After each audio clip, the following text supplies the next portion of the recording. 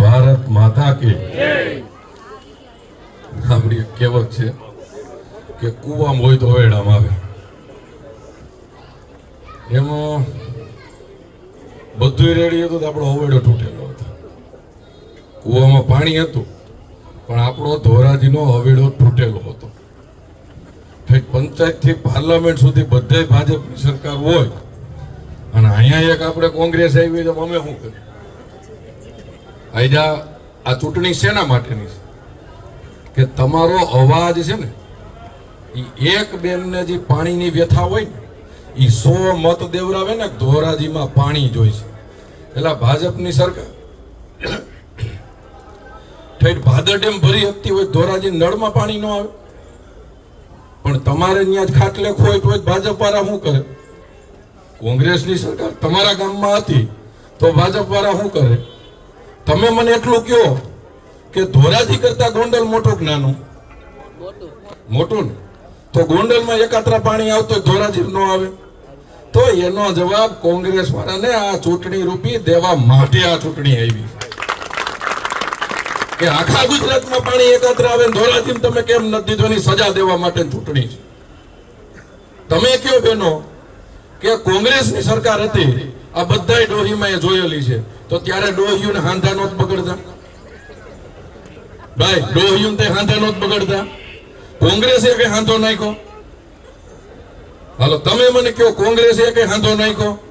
ભાજપની સરકારમાં ગુજરાતમાં એકય ડોહી હાંધા વગર દુખતી હોય એવી ડોહી નથી રહેવા દીધી. તો પાણી નો દેવડાવી અમે. એટલે પેલા આપણને એટેક નહોતા આવતા, ભાજપની સરકાર નહોતી એટેક નહોતા આવતા. આપણે પૂછવા જતા કેટલામો છે, એમાં ઈ કે ત્રીજો, તો આપણે કઈ બહાર નીકળી કઈ બિસાડા છેલ્લો ગયો કહેતા હતા. આપણે કઈ પેલો, તો કે હજી ચિંતા કરતા નહીં, 2 બાકી છે. એની જગ્યાએ નરેન્દ્રભાઈના શાસનમાં ગમે એને એટેક આવે ને પેલા એમ પૂછી કાર્ડ છે? ઈ કે આ તો રાજકોટની હારામારી હોસ્પિટલમાં દાખલ થઈ જાવ. નરેન્દ્રભાઈ મોદી આપણા માટે બેઠા છે. આવા કામ કર્યા હોય તો પાણી ન આવે. એના માટેનું મહત્વ નથી. પૃથ્વીરાજ ચૌહાણ વખતે જે ભૂલ થઈ છે ને કે એના પછી કરોડો હિન્દુ મુસ્લિમ થયા છે. આ ઈ ભૂલ ધોરાજીમાં ન થાય ને એના માટેની ચૂંટણી છે. તમારે માંગણી ધોરાજીએ ઈ કરવી જોઈએ કે વોર્ડ નંબર 1 માં અસંધારો આવ્યો ને આખા ધોરાજીમાં લાગુ કરો.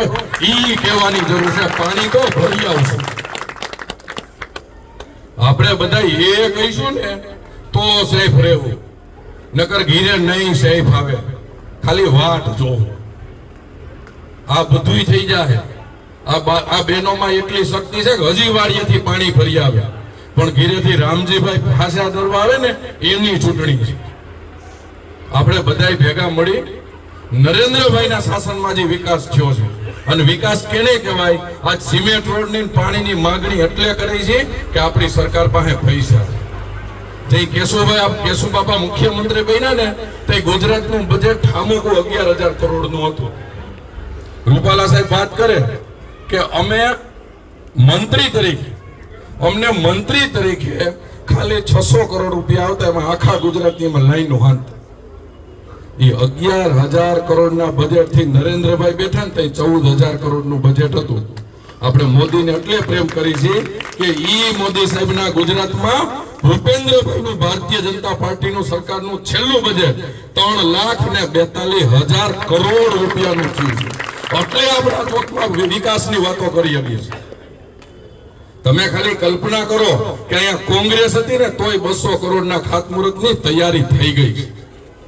અને હજી તમે યાદ રાખજો કે આ વખતે જો અહીંયા ભાજપની સરકાર બની ગઈ ને ધોરાજીમાં, તો અમે ગોંડલમાં, હું ગોંડલથી તમને કહેવા આવ્યો છું કે ગોંડલમાં અમે એવી વાતો કરી છે કે કોઈના ઘરે એકાત્રા પાણી ન આવતું હોય તો અમને મત ન દેતા, કોઈના ઘર સામે સિમેન્ટ રોડ ન હોય તો અમને મત ન દેતા, કોઈના ઘર સામે લાઈટ ન હોય તો અમે મત ન દેતા.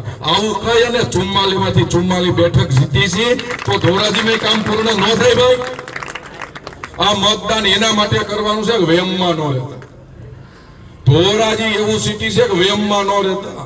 હગા વાલા મિત્ર સર્કલ ને જેમ ભાઈએ વાત કરી ને કે એનું 80% વોટ થઈને કોંગ્રેસ જીતી જાય છે, તો આપણે 90% મત ન કરી શકીએ ભાઈ?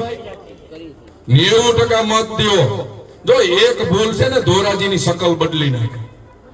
ગયા વખતે ભાયાવદનની તમને વાત કરું ભાઈ, તો આપણે કેટલી 24 બેઠક છે, એમાંથી ભાજપ પાસે 9 હોય. સરકાર ભાજપની બનાવવા માટે 15 જોતી. તો મિત્રો 10 કે 8 બેઠક આપણે છે ને 0 થી 4 મત થી લઈ અને 20 મત માટે હાર્યા હતા. એ 0 થી 4 મત ને 20 મત ને 19 મત ને આવા 4 ઉમેદવાર આપણા જે હારી ગયા ને 5-6 ઉમેદવાર, એને હિસાબે 5 વર્ષ આખા ભાયાવદનને ભોગવવું પડ્યું. તો આપણે કોઈ વેમમાં રહેવું નથી. આપણા મિત્ર સર્કલમાં કોઈ તમે યાદ રાખજો કે ભાજપને બટન દઈવું ને એટલે રામ મંદિર અયોધ્યામાં બન્યું ને એની ઈંટ મૂકવા જેટલું પુણ્ય આપણને મળે. આપણી સરકાર ખાલી વાતો કરવા વાળી નથી.